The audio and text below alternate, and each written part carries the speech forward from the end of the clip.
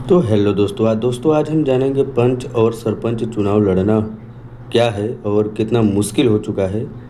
तो दोस्तों हम इसके बारे में आज डिटेल से बातें करेंगे और जानेंगे पूरी सच्चाई कि क्या है पूरा मामला। तो दोस्तों बने रहिए हमारे इस वीडियो में शुरू से लेकर अंत तक। तो दोस्तों पहला, पंच सरपंच के चुनाव लड़ने हेतु न्यूनतम जानकारी हम लेंगे, तो इसी वीडियो के माध्यम से आप लोग जानेंगे। तो पंच सरपंच चुनाव लड़ने हेतु न्यूनतम उम्र और आयु सीमा क्या है, ये भी जानेंगे हम विस्तार से इसी वीडियो के माध्यम से। तो आप लोग हमारे इस चैनल पे अगर नए हैं तो इस चैनल को सब्सक्राइब जरूर करें और बेल आइकन प्रेस कर दें और इस वीडियो को ज़्यादा से ज़्यादा शेयर करें। तो दोस्तों आइए जानते हैं क्या है पूरा मामला। पंच सरपंच चुनाव लड़ने हेतु न्यूनतम उम्र कितनी होनी चाहिए। पंच सरपंच के पद हेतु चुनाव लड़ने की न्यूनतम उम्र 21 वर्ष होनी चाहिए। न्यूनतम उम्र की गणना किस तारीख को की जाती है। न्यूनतम उम्र की गणना नाम निर्देश की समीक्षा के दिवस को की जाएगी। और तीसरा है पंच सरपंच का चुनाव लड़ने हेतु शैक्षणिक योग्यता क्या है। पंच सरपंच के लिए कोई शैक्षणिक योग्यता नहीं है। सरपंच पद हेतु 8वीं पास होना जरूरी है तथा अनुसूचित क्षेत्र में 5वीं पास होना जरूरी है। पंचायत चुनाव में पंच सरपंच का चुनाव लड़ने हेतु संतान संबंधित क्या प्रावधान है। क्या मृत संतान भी गणना की जाती है और या नहीं। तो पंच सरपंच पद हेतु चुनाव लड़ने के लिए 2 से अधिक जीवित संतान नहीं होनी चाहिए। गोद में दी गई संतान जैविक माता पिता की संतान की संख्या में गिनती की जाएगी। किसी मतदाता का एक वार्ड में मतदाता के रूप में नाम है तो क्या वह सरपंच चुनाव लड़ सकता है। कोई भी व्यक्ति जिसका ग्राम पंचायत के किसी एक वार्ड की मतदाता सूची में नाम है वह उस पंचायत के संबंध पद का चुनाव लड़ सकता है। और पंच को चुनाव हेतु क्या उसी वार्ड का मतदाता होना जरूरी है। नहीं, उसका ग्राम पंचायत के किसी भी वार्ड में मतदाता सूची में नाम होना जरूरी है। तो सातवां है दोस्तों, क्या सरपंच अपना निर्वाचन अभिकर्ता इलेक्शन एजेंट नियुक्त कर सकता है। नहीं, सरपंच अपना इलेक्शन एजेंट नियुक्ति नहीं कर सकता। और सरपंच पद का उम्मीदवार कितने पोलिंग एजेंट नियुक्ति कर सकते हैं।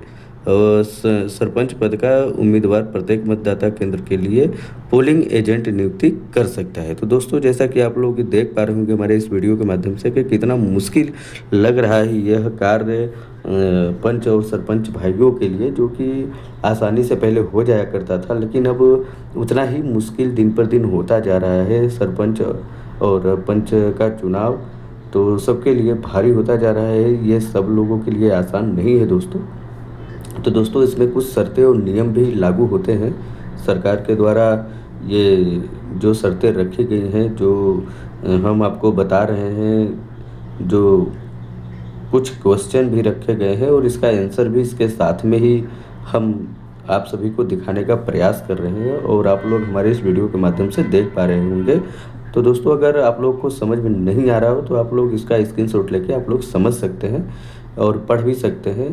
पूरा सही तरीके से हमने इसमें दिखाया है और आप सभी को बताने का प्रयास भी किया है। तो दोस्तों आप लोगों से यही गुजारिश है कि अगर आप लोग हमारे चैनल पे नए हैं तो हमारे चैनल को सब्सक्राइब जरूर कर दें और बेल आइकन प्रेस कर दें और यह वीडियो अपने दोस्तों को ज़्यादा से ज़्यादा शेयर करें और इस वीडियो को शुरू से लेकर लास्ट तक देखें, तभी आप लोग को समझ में आएगा और आप लोग समझ पाएंगे और जान पाएंगे अच्छी तरह से कि क्या है पूरा मामला। आगे भी हम आप सभी को कुछ दिखाने वाले हैं और बताने वाले हैं कि यह कितना मुश्किल है या फिर कितना आसान है।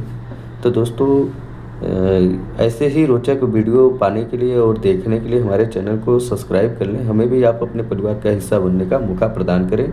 जैसा कि आप लोग सभी भाइयों का सपोर्ट किए, ऐसे इस भाई का भी सपोर्ट करें। आपसे यही उम्मीद और आशा रखता हूं कि आप सब हमको भी सपोर्ट करिएगा और हमारा भी मान बढ़ाइएगा और हमारे इस चैनल को सब्सक्राइब भी करेंगे। तो दोस्तों आइए जानते हैं आगे के क्या है पूरा मामला। विस्तार से हम समझेंगे और सारी जानकारियां प्राप्त करेंगे, क्योंकि बहुत ही जल्द पंच सरपंच का चुनाव आने वाला है। अगर हमको ये जानकारी नहीं रहेगी तो हम कैसे कर पाएंगे या आप कैसे कर पाओगे। तो आइए जानते हैं नौवां क्या है। तो दोस्तों नौवां तो इतना कुछ खास नहीं है, तो हम डायरेक्ट उस टॉपिक पे आते हैं जो खास हो। तो हम 14 नंबर पे आते हैं। तो वोट की गणना मतगणना में नहीं की जा सकती है। 14वां है पंच सरपंच पद के उम्मीदवार हेतु किसी जमानत राशि निर्धारित है।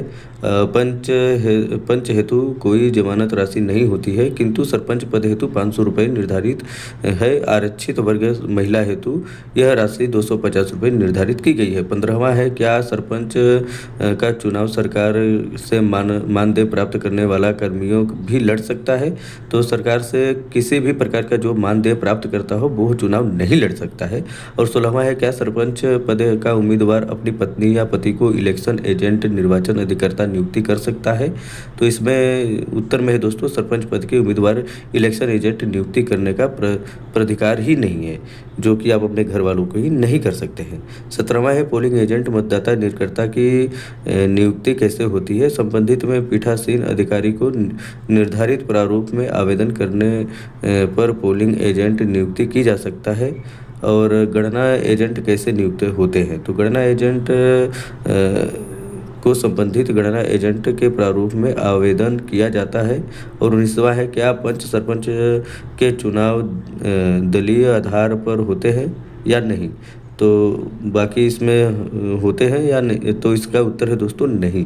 तो दोस्तों 20 नंबर पे है किसी उम्मीदवार द्वारा नाम वापसी की क्या प्रक्रिया है? तो नाम वापसी के अंतिम दिन नियम समय तक कोई भी अभ्यर्थी रिटर्निंग अधिकारी के समक्ष उपस्थित होकर नाम वापसी का नोटिस 2 प्रतियों में स्वयं के हस्ताक्षर सहित प्रस्तुत कर अपनी अभिकर्ता वापसी ले सकता है। यदि उसने एक से अधिक नाम निर्देश पत्र भरे हैं और वह एक नाम निर्देश पत्र वापस लेना चाहता है तो सारे नाम निर्देश पत्र वापस लिए गए माने जाएंगे। अगर आप कोई एक नाम को अगर खींचते हैं या रिटर्न लेते हैं तो आप सभी का आपका जितना भी नाम से डाला गया है तो आपको पूरा ही वो मतलब समाप्त हो जाएगा पूरे रूप से। तो दोस्तों यह जानकारी आप सभी के लिए बहुत ही मायने रखती है और हमने इसको बहुत ही ज़रूरत समझा, इसके लिए आप लोगों के साथ हम शेयर कर रहे हैं, क्योंकि बहुत ही जल्द 5 साल हो जाते हैं दोस्तों।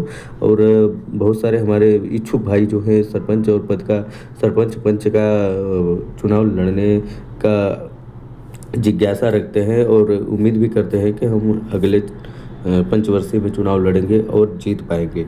तो दोस्तों उनको शर्तें और नियम भी कुछ पता होना चाहिए। तो ये बहुत ही मुश्किल का कार्य लग रहा है दोस्तों, क्योंकि दिन पे दिन ये बहुत ही एक मुश्किल घड़ी का सामना करना पड़ेगा सभी सरपंच भाइयों को। जो सरपंच का चुनाव लड़ना चाहेंगे उनके लिए बहुत ही मुश्किल हो जाएगा और हो भी गया है। तो दोस्तों यही था आज का पूरी सच्चाई। तो आज के लिए बस इतना ही, मिलते हैं किसी नेक्स्ट